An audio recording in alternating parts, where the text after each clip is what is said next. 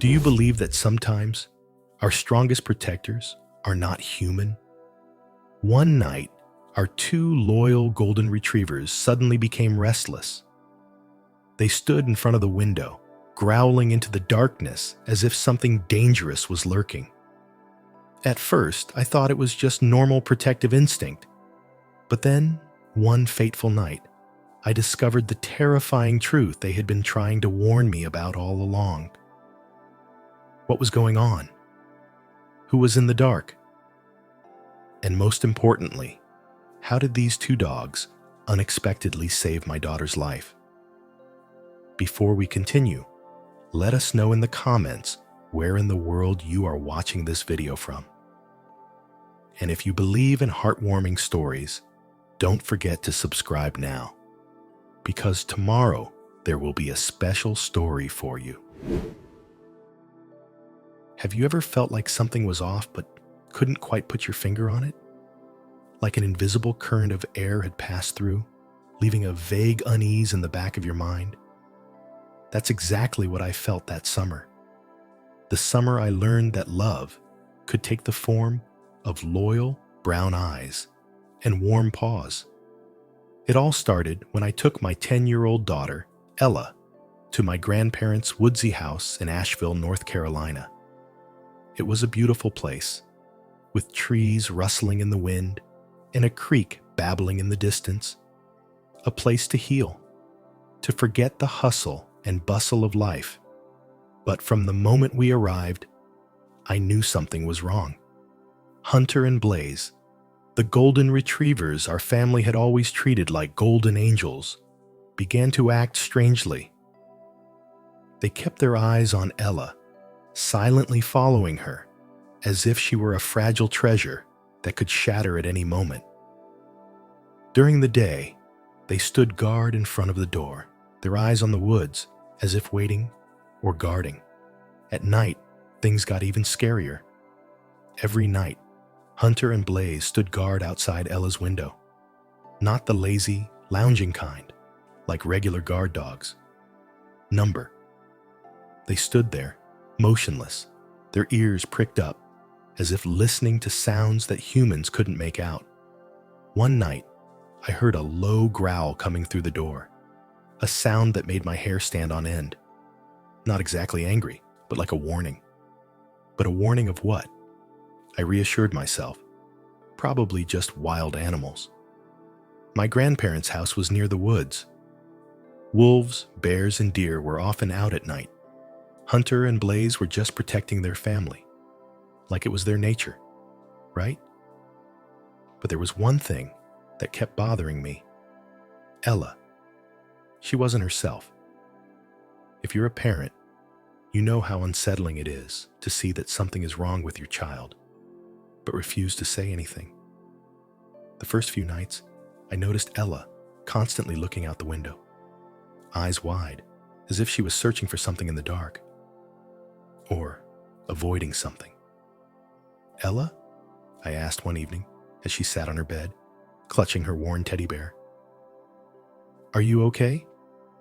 She nodded slightly, but I saw the fear in her eyes. I didn't want to force her. Maybe it was a nightmare, or maybe she just wasn't used to sleeping in an unfamiliar room.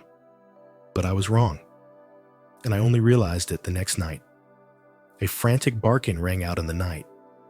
I woke up, my heart pounding. Hunter and Blaze were barking furiously, not the happy bark of meeting an acquaintance, but a warning bark. Urgent, urgent. I rushed out of bed, almost tripping, as I ran toward Ella's door. When I opened it, she was huddled on the bed, her face pale. What happened? I yelled, but Ella didn't answer. Both dogs rushed to the window. Hunter jumped up, pawing at the glass, while Blaze stood in front of Ella's bed, growling deep in his throat. A cold fear ran down my spine. There was something out there. I rushed to the window and pulled back the curtains. It was a moment I will never forget. Amid the rustling trees of the forest, a figure loomed. No shape, no face, But there it was, standing still, as if watching. Watching who?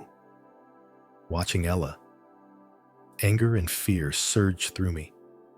Someone was watching my daughter? Someone had been here right outside the window in the dark. I blinked, and the figure was gone. There was only darkness and dead silence. I turned, my heart still pounding in my chest. Ella held Hunter close, burying her face in his warm golden fur. Hunter and Blaze, two loyal creatures I had once thought were simply gentle dogs, had become my daughter's warriors in the dark. But the biggest question remained unanswered. Who was standing there? And why? If you followed this story to this point, you probably feel the same unease I did.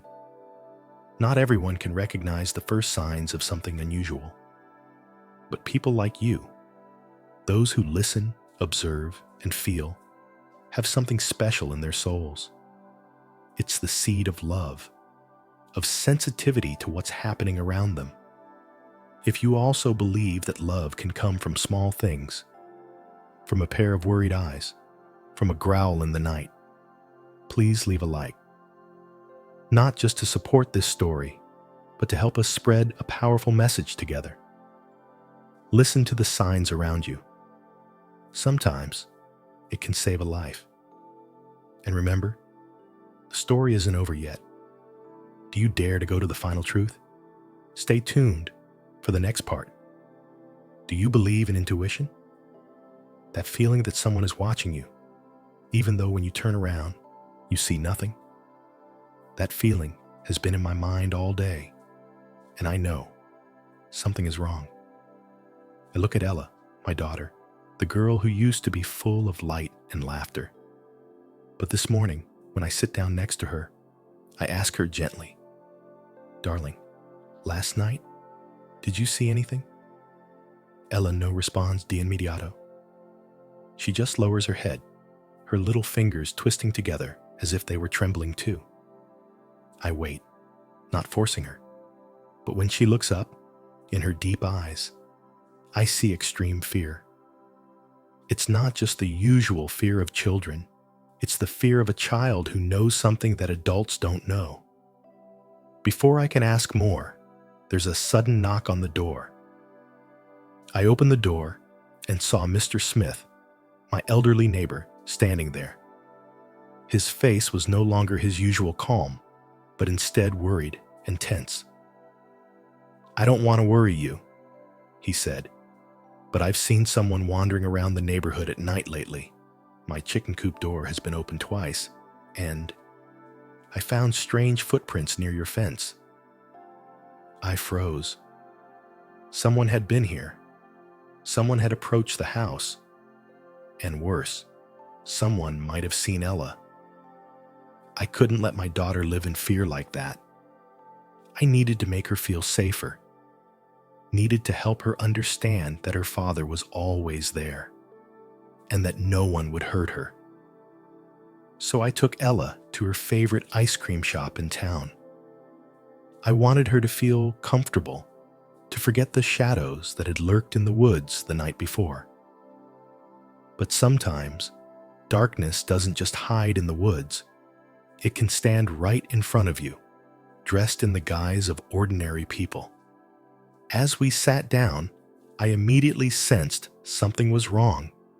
There was a group of 3 older kids standing in the corner of the cafe, not eating, not talking, just standing there, staring at Ella.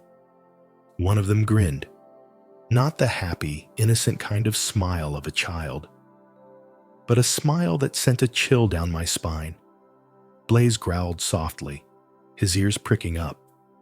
His body tensed, as if he would rush to Ella's defense at the slightest signal from me. I squeezed Ella's hand under the table. "Honey," I said, my voice soft but serious. "Those kids, you know them?" Ella clenched the spoon in her hand. I saw her hand tremble.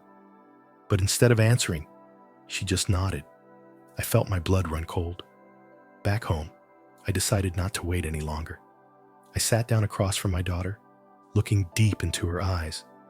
"Ella," I said softly, "you can tell me. What's going on?" Ella avoided my gaze.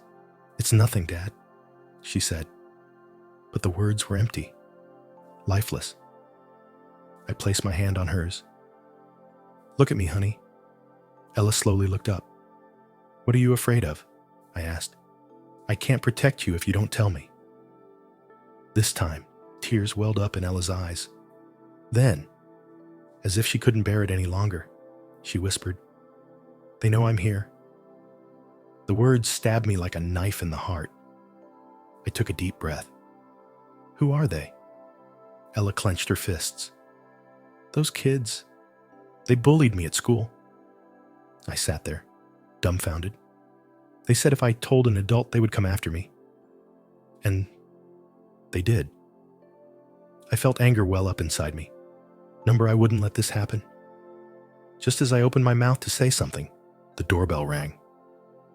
Hunter and Blaze jumped to their feet. Blaze blocked Ella's way, while Hunter ran toward the door, growling deep in his throat. I looked through the peephole. No one was there. But there was something. A letter was shoved into the crack of the door. I picked it up. Just a single line scrawled, "We know she's here."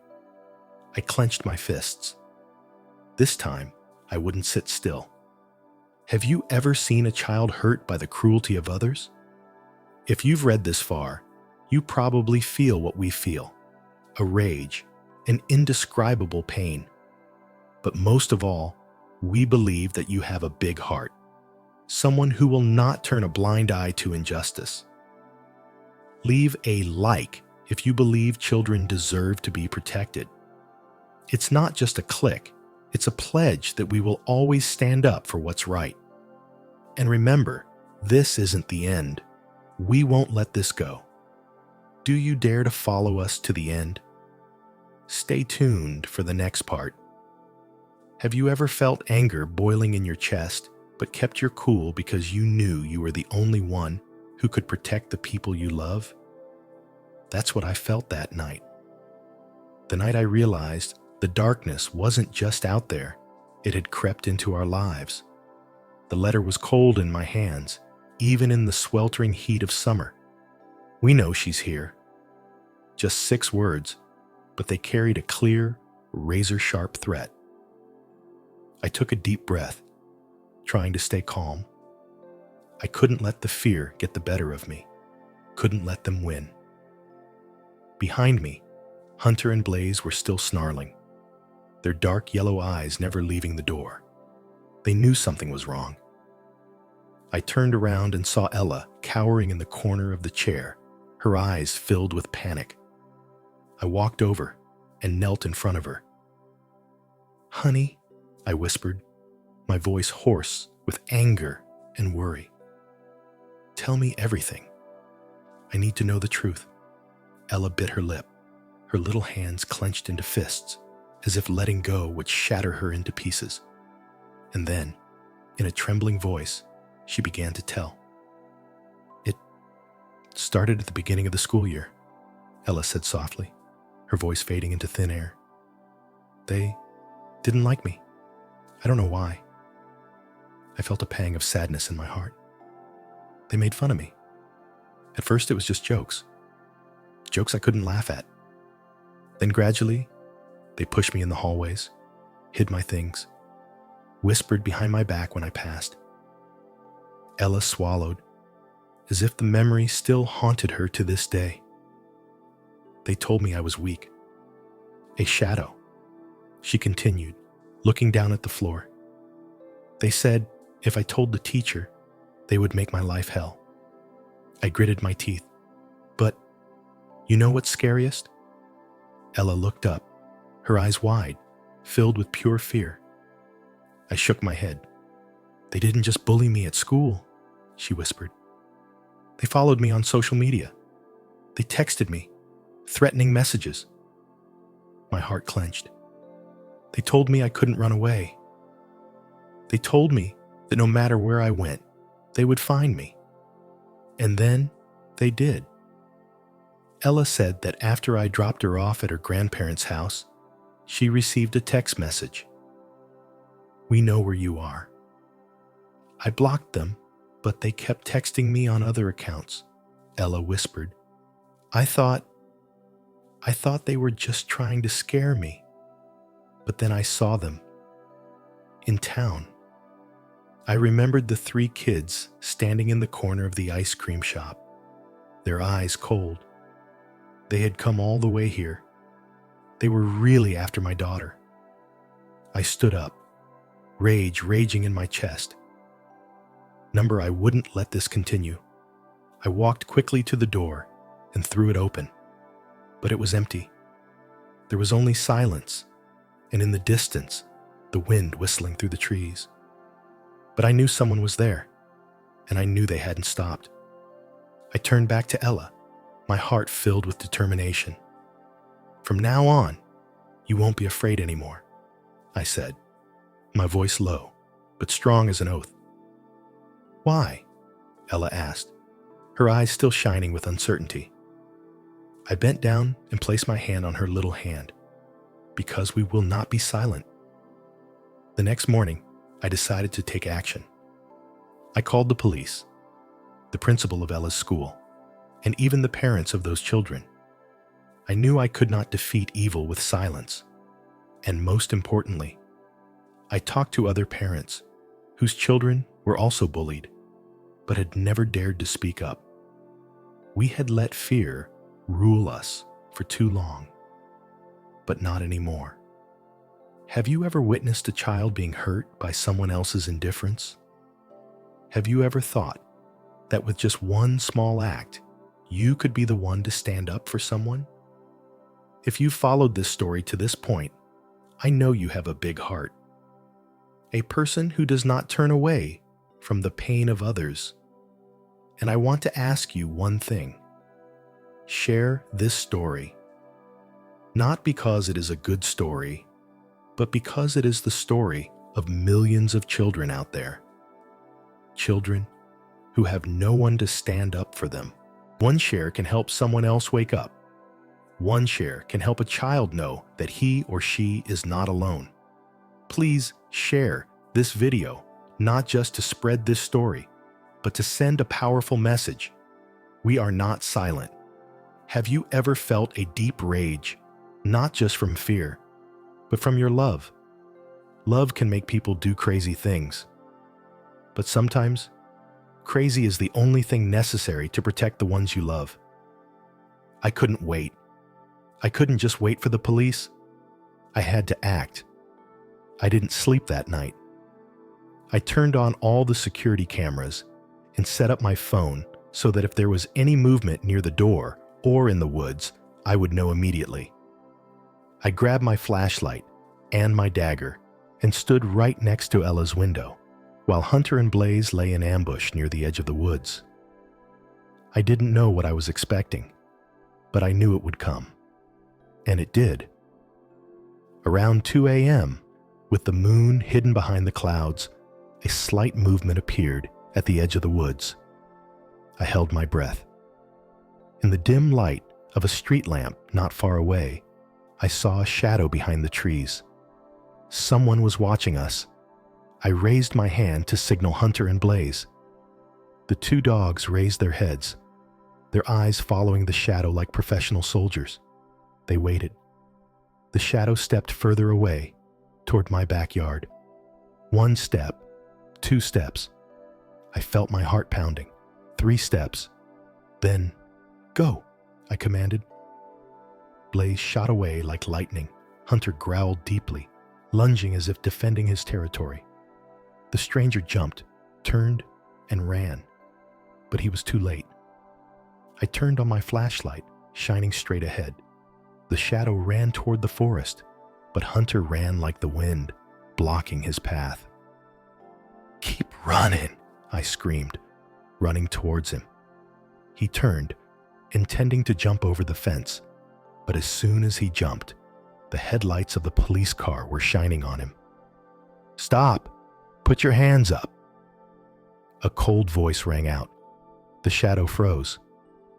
Blaze stood at his feet, growling fiercely, and Hunter blocked his only escape route.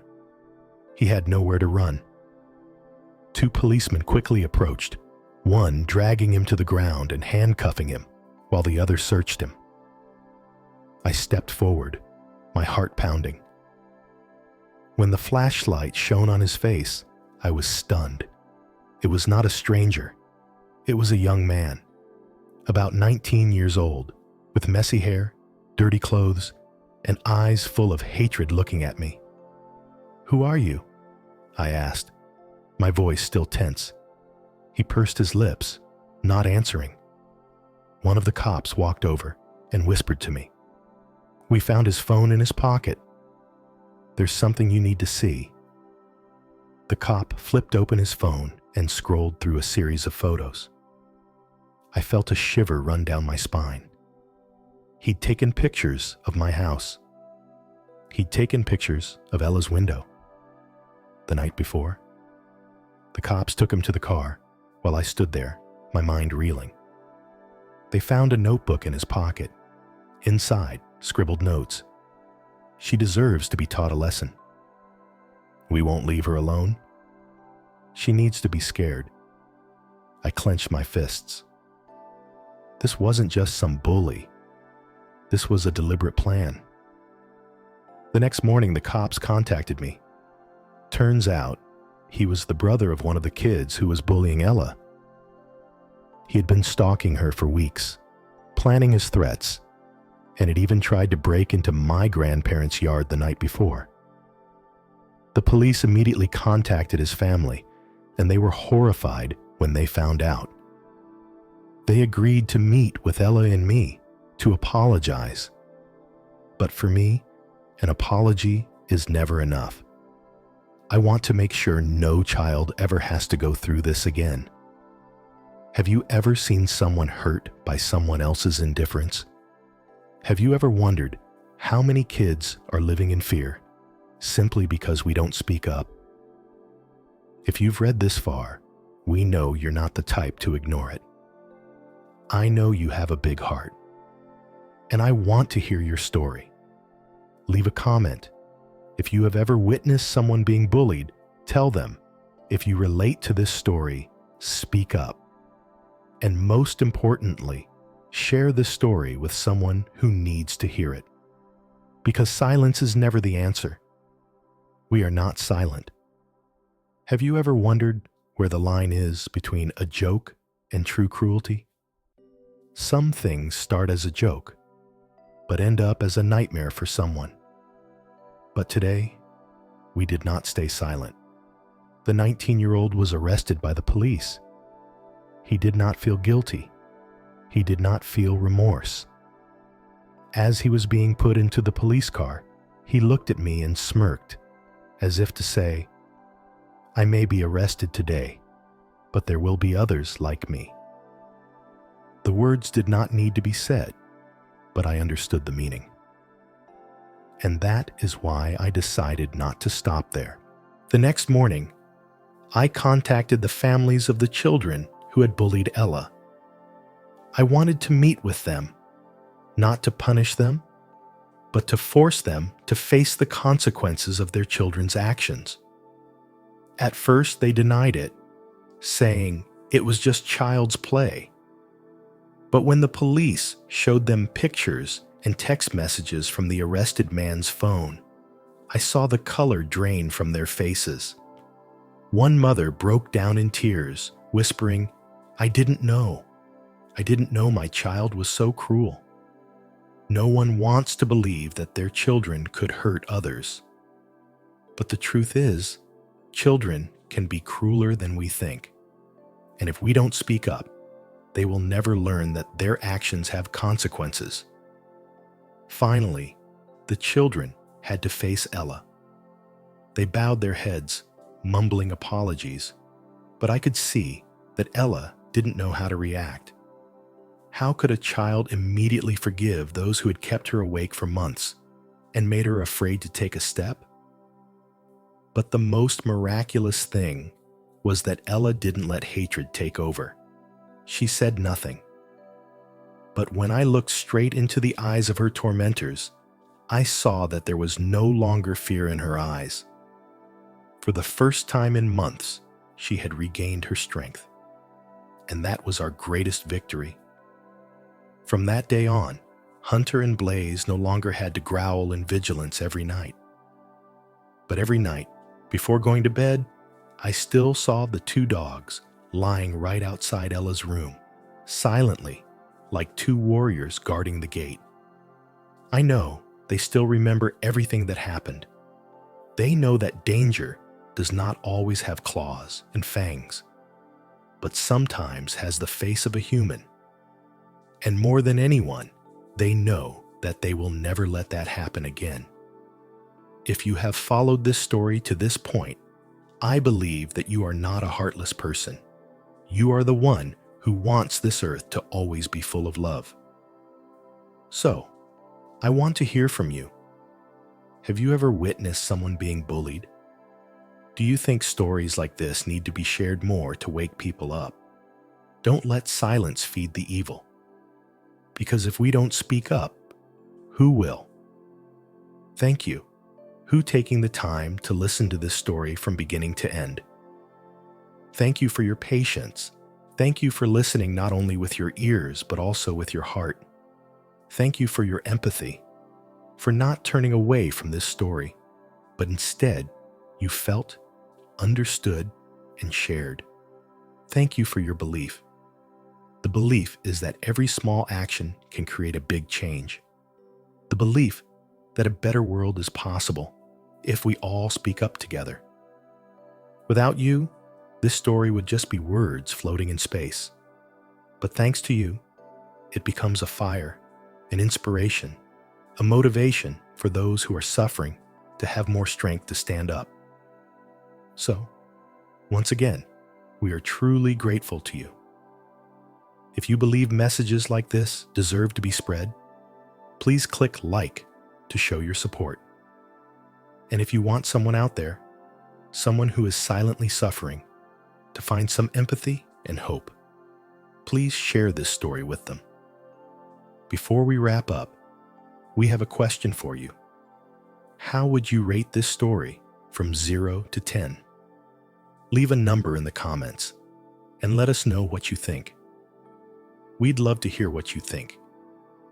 And if you love deep, emotional stories that teach valuable lessons, don't leave now.